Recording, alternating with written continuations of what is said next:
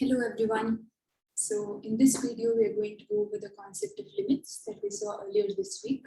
So consider this video more as a recap or a review of the concept of limits. Now, we're now interested in understanding. So we're given about three functions, f of x, g of x, and h of x. And we're now interested in understanding the behavior of each of these functions around the point x is equal to 2. Now, before we do that, what is common to all of these three functions? Now, if you want, pause this video for a second and then step back and think about this. And I've given you the clue of we're interested in trying to know what's happening around x is equal to 2. Well, the answer is the one element that's common to all of these three functions is that all three are undefined at x is equal to 2. But nevertheless, and why do we say that? If you plug in x is equal to 2, the denominator is going to become 0 in all three cases, meaning the expression is now undefined. Now, nevertheless, let's try and understand what's happening around x is equal to 2, and let's plot all of these three graphs. So f of x is going to be an upward sloping function, which looks like that. But when you get to the value, when we get to x is equal to 2, the function is undefined at that point, and I denote that by drawing a hollow circle there. And then for all other values, the function takes on other values, and we plot that, and that gives us the graph of f of x.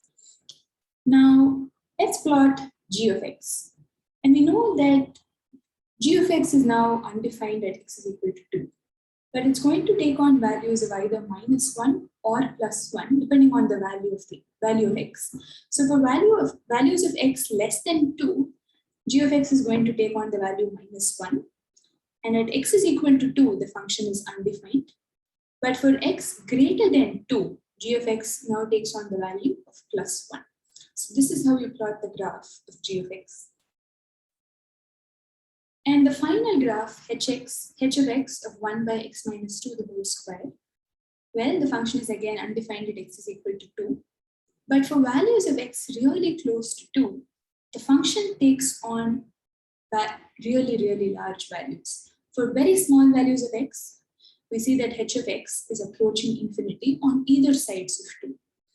But as the value of x becomes, either when x gets larger, h of x becomes a really small number. And similarly, for negative values of x, h of x again is very close to the 0 line. Now, so we've plotted all of these three functions, and we can kind of see that, in each of these cases, the function is undefined at x is equal to 2. Now, when in such situations, what can we do to try and understand the behavior of these functions at a point where it is undefined? And that is where the concept of limits come in very handy.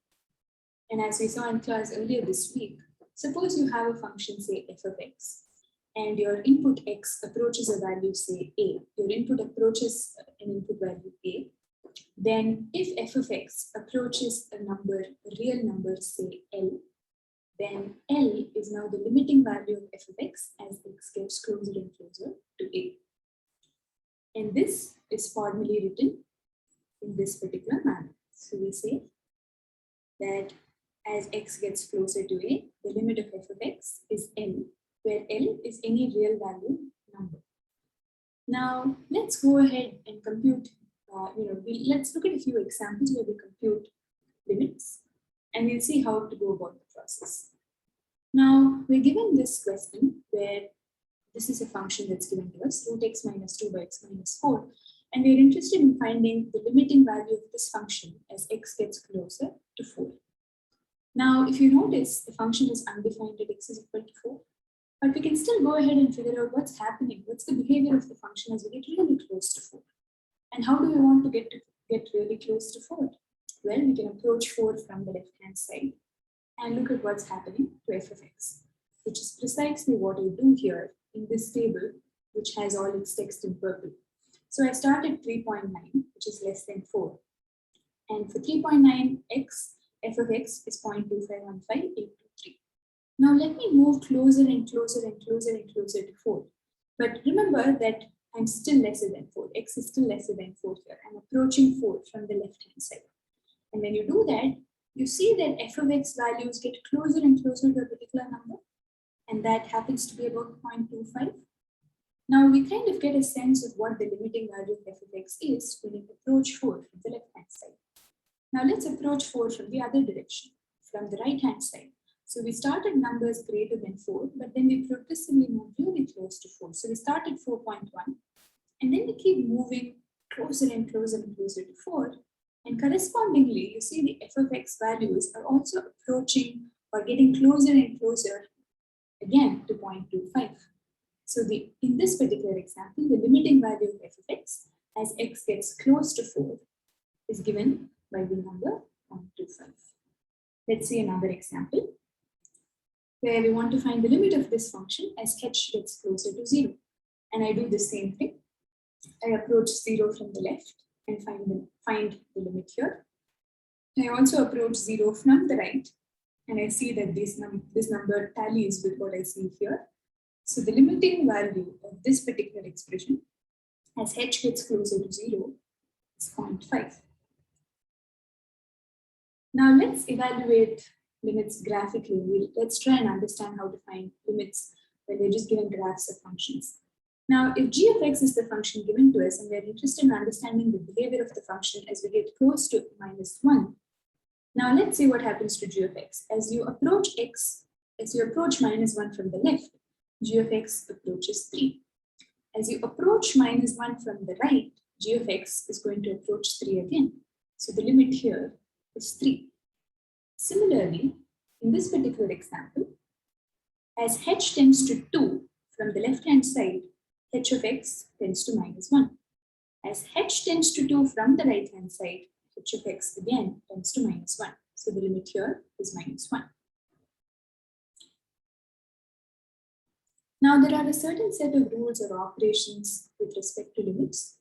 So if you have two functions, f of x and g of x, and as x tends to x naught, f of x tends to a and g of x tends to b, then when you are asked to find the limit of either the sum or difference or the product or quotient of these two functions, then what you can do in such cases is you can just use the limiting values that are already given to you and figure out answers to all of those questions. So in this particular case, 0.1, what I'm going to do is I'm going to bring in the limit into these brackets and rewrite this as limit of f of x plus or minus limit of g of x. And then I just straight away plug in the values a here and b here. And I can do this for sum or differences and for products as well as for quotients, provided b is not equal to 0. And as you solve more problems of this sort, you'll get more comfortable using these limits, these properties. And a couple of important points to remember here is that if your functional value is given by just a constant, say y is equal to 4 or y is equal to 6, and if you're trying to find the limiting value of this function as x tends to a particular input, that answer is just going to be the constant itself. So visualize y is equal to say 4. For any x value, the function is just going to stay constant at 4. So the limiting value of that function is always going to be just 4. So that's this particular case here. And another case is where suppose you're given a function y is equal to x or something of that sort, and you want to find the limiting value of that function. You're most likely just going to be plugging in the value of the input into the function, and that's going to be the limiting value. But then this again may not be feasible in all instances. So let me stop this video here and go over a few examples in part 2 of limits. So I'll see you there.